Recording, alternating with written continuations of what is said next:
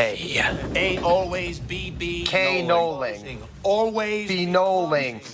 Always B knolling. Bullet 8. Always be knolling. I love this one. How to knoll. 1. Scan your environment for materials, tools, books, music, etc., which are not in use. 2. Put away everything not in use. If you aren't sure, leave it out. 3. Group all like objects. 4. Align or square all objects to either the surface they rest on or the studio itself.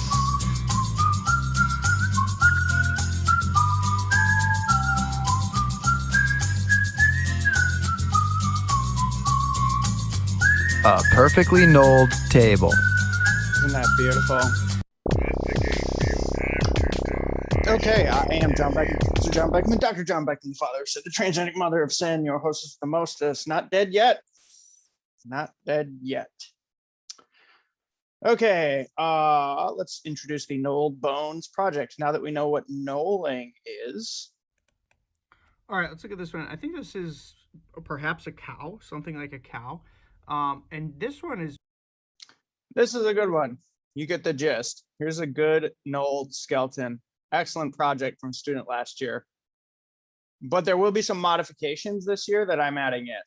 So let's discuss those. Let's look at the specifications. But you get the gist. This is the gist. This is the idea. Let's look at the specifications. All right, knolled bones. Your file must be 300 DPI. Here I'm changing the measurements from last challenge. Now there's going to be 18 by 24 inches. So it's a little bit bigger canvas that we're going to be working on.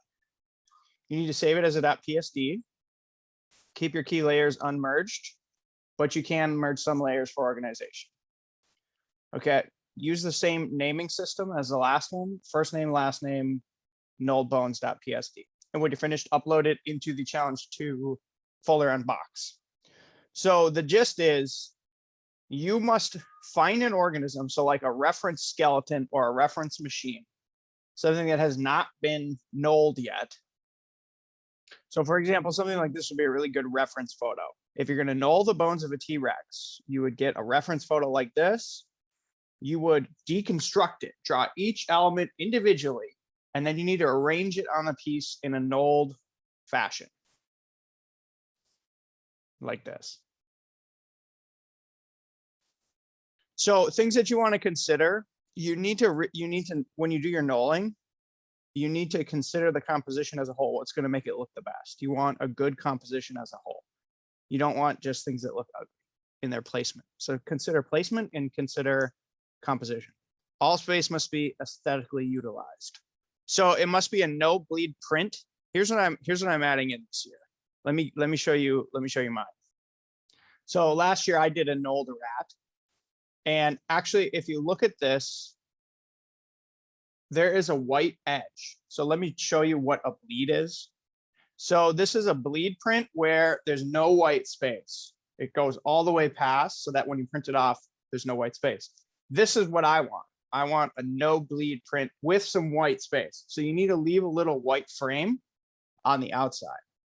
In that white border, you must implement an aesthetic decorative border. So that's using elements like this. Things like this. Like here's a good example of a very, very simple decorative border.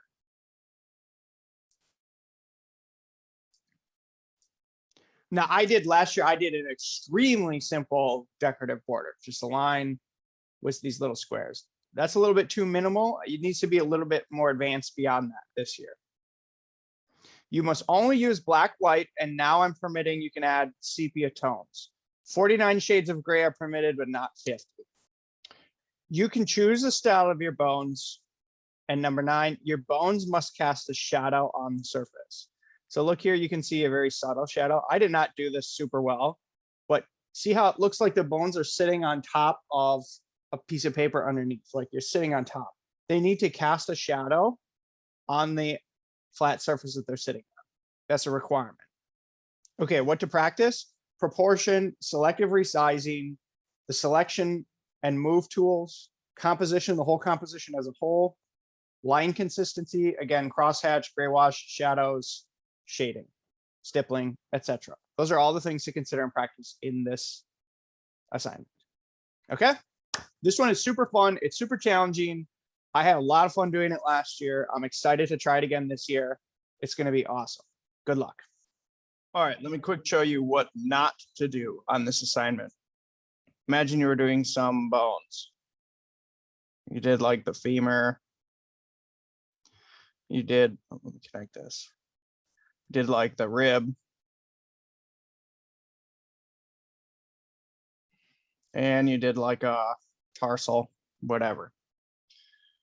Here's what you should not do. You should not shade these before you arrange them in the space, okay? So you're gonna wanna draw all the bones, the line drawings, before you do any shading, okay? And here's why. Imagine I do my shading, and imagine I'm imagining my light source is coming from the right. So I do all my shading like this. Okay. Now what's going to happen when you start arranging these? Let's zoom out. What's going to happen when you start arranging these is you're going to start twisting them and repositioning them, okay, until you get satisfied with their position. And now all of a sudden, all your shading's off. Your lighting source is not coming from the same spot. This one is shaded as if the lighting source is coming from the left. And this one are shaded as if the lighting source is coming from the right. Okay. Ditto with shadows, with the shadows that are being casted onto the page. So do not shade your bones until you have drawn all the bones and arranged them into your piece. Then do your texture and your shading and your shadows after. That's it. Let the gate be time to die. I shall meet death head on. I shall meet death head on. Negate, you've got to get out of here. Beware foul demons and beasts, there are many foes here. The time has come to cleanse my horde.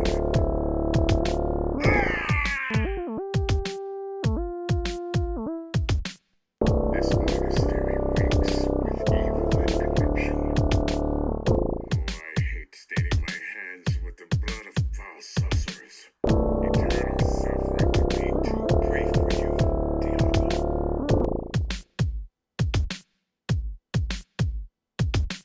Let the gate be time to die. I shall meet death head on. I shall meet death head on. Negate, you've got to get out of here. Beware foul demons and beasts, there are many foes here. The prime evils are no more.